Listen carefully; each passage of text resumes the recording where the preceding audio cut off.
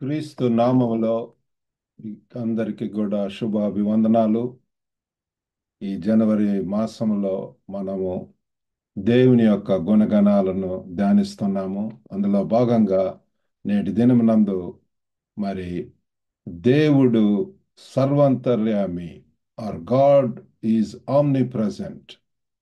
మరి దీని యొక్క సత్యాన్ని మరి ధ్యానించనై ఉంటున్నాము. అంటే ఆయన ఎల్లప్పుడూ ప్రతి చోట ఒకే సమయంలో ఉంటాడు అన్నటువంటి సత్యము మనకు తెలుస్తుంది. కీర్తనకారుడు 139, 7, 8 వచనాల్లో మనం చూసినట్లయితే, నీ ఆత్మ యొద్ద నుండి నేను ఎక్కడికి పోదును, నీ సన్నిధి నుండి నేను ఎక్కడికి పారిపోదును, నేను ఆకాశమునకెక్కినను నీవు అక్కడను ఉన్నావు, నేను పాతాళమందు పండుకొనినను నీవు అక్కడను ఉన్నావు.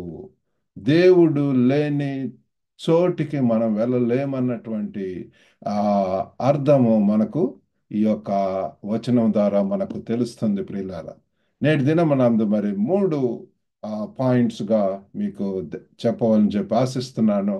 మరి దేవుడు సర్వాంతర్యామి యొక్క అనటంలో మరి వాస్తవికత, మరి రెండవది మన జీవితాల్లో ఏ రీతిగా మరి దేవుడు సర్వాంతర్యామి అయి ఉంటున్నాడు, మరి మూడవదిగా దేవుడు సర్వాంతర్యామి అనటంలో గల ఉన్నటువంటి సౌలభ్యము.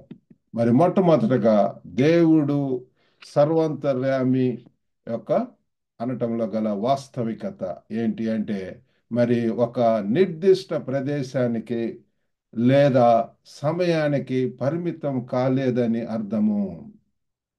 God is omnipotent, omnipresent అనటంలో ఏంటంటే ఆయన ఒక నిర్దిష్టమైనటువంటి స్పెసిఫిక్ స్పేస్కి కానీ టైంకి కానీ పరిమితం అయి ఉన్నటువంటి వాడు. అతను ప్రతి చోట ఒకేసారి ఉంటాడు. సమాధానం స్పష్టంగా ఉంది. ఏంటి అంటే, మేము అతని నుండి దాచటానికి ఎక్కడా వెళ్ళలేము, హైడ్ చేసుకోవటానికి దేర్ ఇస్ నో ప్లేస్. ఎక్కడికి వెళ్ళినా సరే మరి ఆయన ఉంటాడు. మరి దాగుడు మూతలు ఆడేటప్పుడు, హైడ్ అండ్ సీక్ ఆడేటప్పుడు మరి తల్లిదండ్రులు వాళ్ళని గమనిస్తూ ఉంటారు. మరి వారి తల్లిదండ్రులు ఎల్లప్పుడూ కూడా సమీపంలోనే ఉంటారు, వారిని చూసుకుంటూ ఉంటారు. అదే రీతిగా మనం ఒంటరిగా భావించినప్పుడు కూడా దేవుడు మన పరిస్థితులను ఎల్లప్పుడూ కూడా తెలుసుకుంటూ ఉంటాడు ప్రియులారా. మరి రెండవదిగా మన జీవితాల్లో దేవుడు ఏ రీతిగా సర్వాంతర్యామి అయి ఉంటున్నాడు. దేవుడు సర్వాంతర్యామి అనేటటువంటిది అది కేవలము వేదాంతపరమైనటువంటి భావన కాదు. ఇది మన దైనందిన జీవితానికి ఆచరణాత్మకమై ఉంటున్నది, ఆమోదయోగ్యమై ఉంటున్నది ప్రియులారా. దేవుడు ఎల్లప్పుడూ మనతో ఉంటాడు అని తెలుసుకోవటం ముఖ్యంగా కష్ట సమయాల్లో మరి ఓదార్పు, మరి మనకు భరోసానిచ్చేటటువంటి వాడుగా ఉంటాడు ప్రియులారా. యెషయా 41:10 చూస్తే, నీవు నా దాసుడవనయు నేను నిన్ను ఉపేక్షింపక ఏర్పరచుకొంటిననియు నేను నీతో చెప్పి ఉన్నాను, నీకు తోడై ఉన్నాను, భయపడకుము, నేను నీ దేవుడినై ఉన్నాను, దిగులు పడకము. దేవుని సన్నిధి ప్రియులారా మన జీవితాల్లో బలాన్ని మళ్ళా ధైర్యాన్ని ఇస్తుంది. మరి దానియేలు యొక్క జీవితం చూసినప్పుడు సింహం గుహలో మరి ఆ కథ మనకు తెలుసు. ఏ రీతిగా మరి అత్యంత ప్రమాదకరమైనటువంటి పరిస్థితుల్లో కూడా దేవుడు దానియేలుతో ప్రత్యక్షమై సింహాల నోళ్లను మోయించటం అనేటటువంటి మనం చూస్తున్నాం ప్రియులారా. అటువంటి గొప్ప దేవుడు మనకుంటున్నాడు. మన పరిస్థితులు ఎంత విపరీతంగా ఉన్నా సరే, మరి ఎంత భయంకరంగా ఉన్నా సరే, మరి మనం తెలుసుకోవాల్సింది ఏంటంటే దేవుడు మనకు తోడై, if God is with us who can be against us. దేవుడు మనతో ఉన్నటువంటి అప్పుడు మనకు విరోధి ఎవరు ప్రియులారా? మన పక్షాన దేవుడు ఉన్నప్పుడు మనం ఏదైనా సరే ఎదుర్కొనగలము. దేవుని ద్వారా I can do all things to Christ to strengthen us. మనను బలపరిచేటటువంటి, మనను ప్రోత్సహించేటటువంటి, మనకు తోడుండి దేవుని యొక్క సన్నిధి మనకు ఉన్నప్పుడు మనం ఎంతగానో దేవునిలో ధైర్యం పొందగలం ప్రియులారా. చివరగా మరి దేవుడు సర్వాంతర్యామి అన్నటువంటి దాంట్లో ఉన్నటువంటి ఓదార్పు, దేవుడు సర్వాంతర్యామి అని అర్థం చేసుకోవటం అపారమైనటువంటి సౌకర్యాన్ని ఇస్తుంది ప్రియులారా. మన సవాళ్ళను ఎదుర్కొన్నప్పటికీ మనము ఎప్పుడు ఒంటరిగా లేమని తెలుసుకోవాల్సినటువంటి అవసరత ఉంటున్నది ప్రియులారా. మనం ఈ లోకంలో ఒంటరి వాళ్ళం కాదు. God is there with us forever.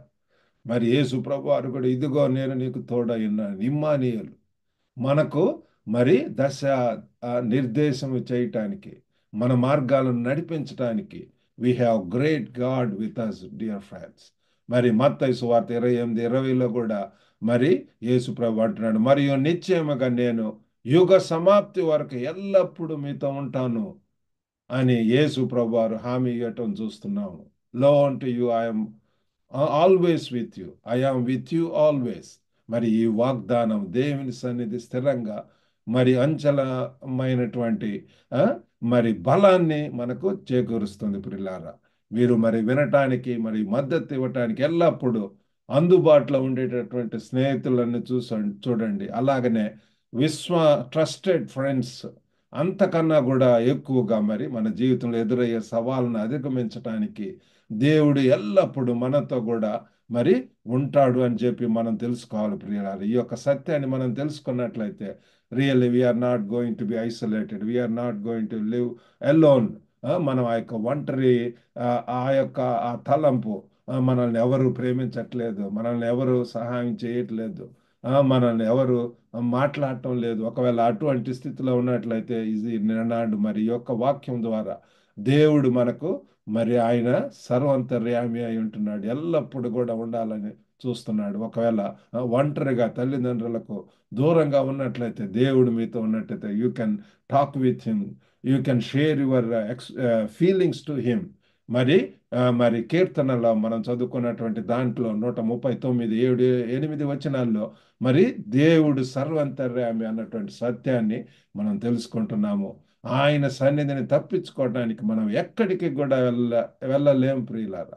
మరి మరి మనం పర్వత శిఖరంపై ఉన్న, లోతులో ఉన్న దేవుడు మనతో ఉన్నాడు, మనకు మార్గ నిర్దేశం చేస్తాడు ప్రియులారా. ఎల్లప్పుడూ ఉన్నటువంటి, ఎల్లప్పుడూ తెలుసుకునేటటువంటి మరియు ఎల్లప్పుడూ మనకు సహాయం చేసేటటువంటి దేవుణ్ణి మనము మరి ఉన్న దేవునికి మనం సేవ చేస్తున్నామని తెలుసుకోవటంలో మరి మనకు ఎంతో ధైర్యాన్ని ఇస్తుంది ప్రియులారా. మరి అటువంటి ఆ కాన్ఫిడెన్స్ ఉన్నప్పుడు మన యొక్క సేవల్లో, మన యొక్క పరిచర్యలలో, మన యొక్క పనుల్లో మనం ఎంతగా చురుగ్గా ఎంతో ముందుకు వెళ్తుంటాము.